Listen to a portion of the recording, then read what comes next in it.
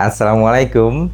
Kisah kali ini tentang seorang wanita yang masuk neraka karena menyiksa seekor kucing.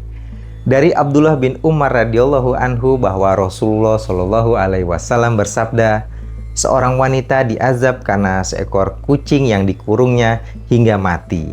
Ia masuk ke dalam neraka karena hal itu. Ia tidak memberinya makan, tidak pula memberinya minum saat ia mengurungnya, dan tidak pula membiarkannya memakan serangga yang ada di permukaan bumi.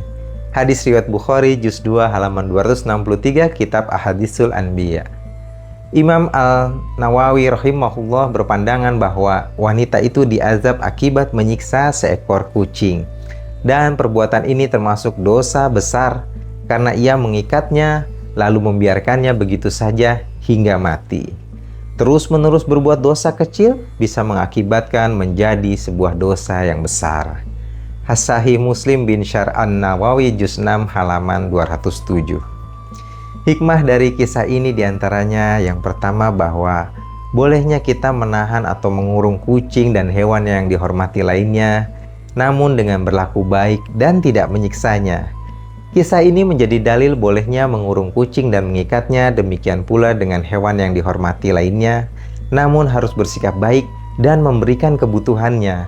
Sehingga Imam An-Nawawi mengatakan bahwa wajib memenuhi kebutuhan kucing bagi pemiliknya berdasarkan kisah ini. Sahih Muslim bin Syar An-Nawawi juz 14 halaman 240.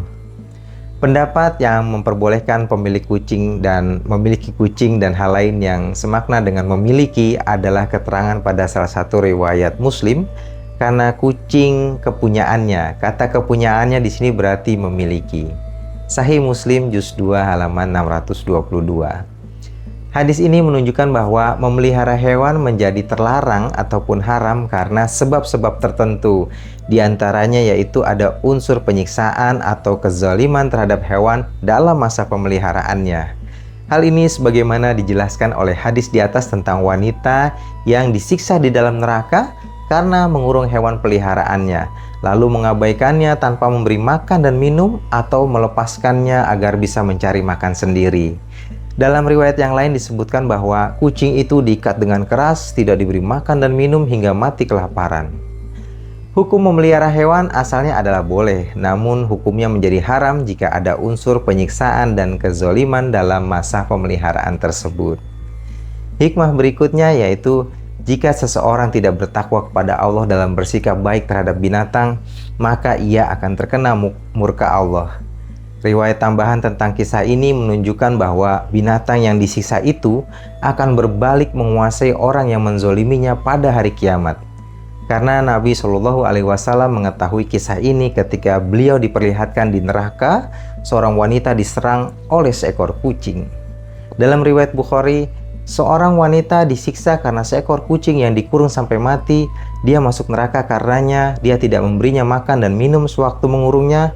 Dia tidak pula membiarkannya makan serangga di bumi.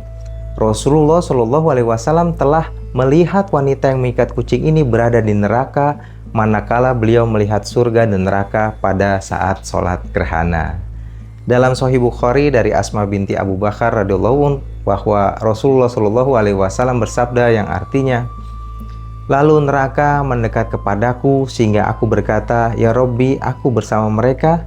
Aku melihat seorang wanita, aku menyangka wanita itu diserang oleh seekor kucing.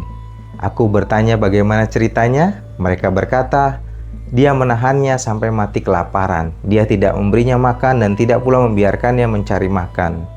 Nafi berkata, menurutku dia berkata mencari makan dari serangga bumi. Hikmah yang berikutnya adalah masuknya si wanita ini ke dalam neraka disebabkan menyiksa seekor kucing dengan tidak memberinya makan dan minuman hingga mati. Ini menjadi dalil yang menunjukkan bahwa perintah membunuh binatang secara mutlak seperti burung alap-alap, burung gagak, kalajengking, dan lain sebagainya, atau binatang yang mengganggu seperti tikus yang mengganggu manusia semisalnya, tidak boleh dengan cara membuat lapar atau haus sebagai jalan membunuhnya. Karena hal itu berlawanan dengan perintah Islam yang memerintahkan untuk berlaku baik dalam membunuhnya.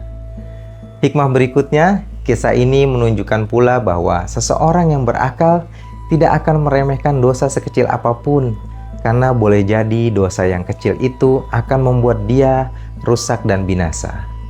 Wallahu a'lam bishawab. Sekian kisah kali ini, semoga kita dapat mengambil hikmahnya. Wassalamualaikum warahmatullahi wabarakatuh.